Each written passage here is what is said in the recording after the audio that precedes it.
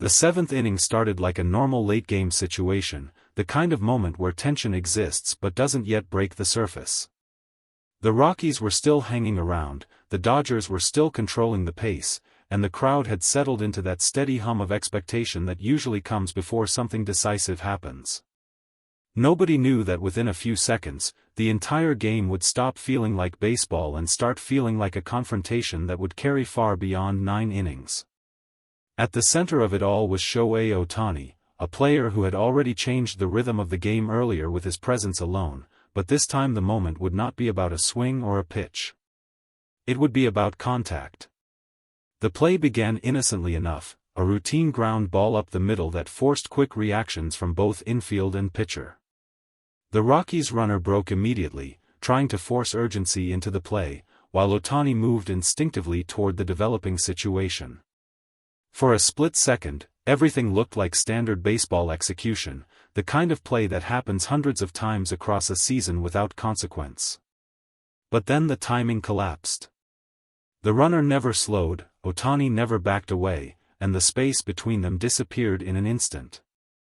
The collision was sharp, sudden, and loud enough to be heard even over the crowd. Ohtani went down immediately, the runner stumbling through the play without fully absorbing what had just happened, and the ball rolled harmlessly away as the entire stadium froze in confusion. For a moment, there was no reaction at all. Not from the umpire, not from the infielders, not even from the crowd, which seemed unsure whether to cheer, boo, or simply wait. That silence carried a different weight than excitement.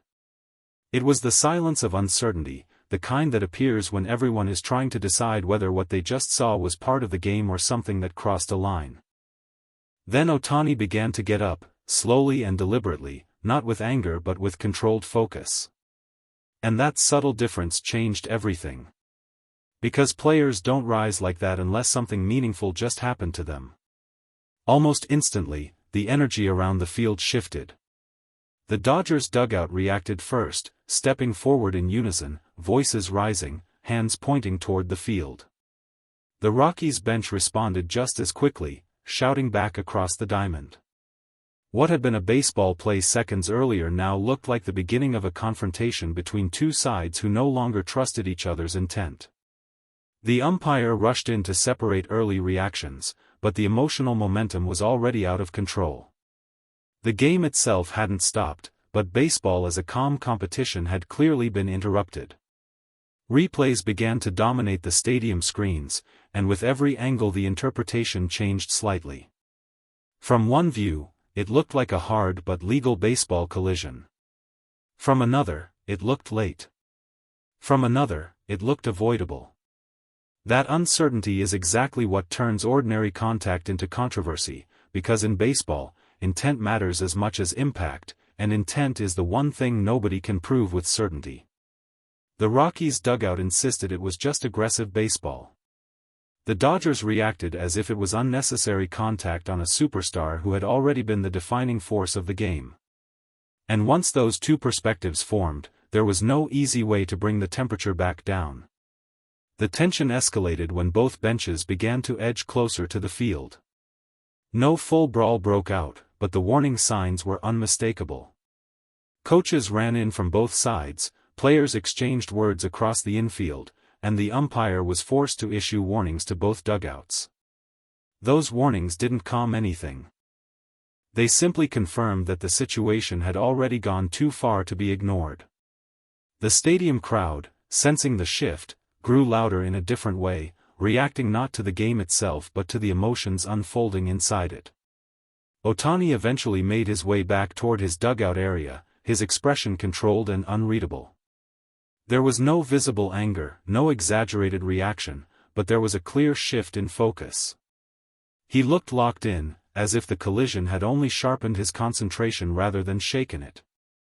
That contrast stood out immediately because while everyone around him seemed caught in emotional turbulence, he remained steady. That steadiness only made the situation feel heavier, because it suggested that the moment meant more to everyone else than it did to him. On the Rockies' side, frustration lingered in visible ways. Players argued that the play was part of normal aggressive baseball, something that happens when athletes compete at full speed without hesitation. But the Dodgers saw it differently, interpreting the collision as unnecessary contact on a player who is not only central to their team but central to the sport itself. That difference in perception is what kept the tension alive long after the actual play had ended. In baseball, disagreements over intent rarely stay contained, especially when emotions are already high from a competitive game. As the inning continued, the rhythm of the game never truly returned. Every pitch felt slightly heavier, every at-bat slightly more tense. Even though the scoreboard remained unchanged in that moment, the emotional scoreboard had already shifted. The Dodgers played with controlled intensity, while the Rockies seemed increasingly aware that every movement was being watched more closely than usual. The collision had created a psychological shadow over the rest of the game, one that neither team could fully escape. Later in the game, Ohtani continued to play without visible limitation, but the perception around him had already changed. Every time he moved on the field, it was now seen through the lens of that seventh-inning impact. Every defensive action, every presence near the ball, carried a slightly different weight. That is what happens when a single moment becomes magnified beyond its immediate context. It stops being just a play and starts becoming a reference point for everything that follows. After the final out, the separation between the two teams was immediate and deliberate. Players avoided lingering conversations, dugouts emptied quickly, and the usual post-game exchanges were noticeably absent. Inside the Dodgers clubhouse, the moment was discussed with controlled seriousness rather than outrage. Inside the Rockies organization, there was an effort to frame the play as competitive baseball rather than controversy. But neither explanation could fully erase what had been seen and felt across the stadium. Reporters immediately pressed for reactions, and Ohtani's response remained minimal, as it usually does. No dramatic statements, no emotional escalation, just calm acknowledgement before moving on. That silence, once again, stood out more than any heated comment could have. Because while the entire stadium had spent the seventh inning reacting emotionally, he had already returned to stillness.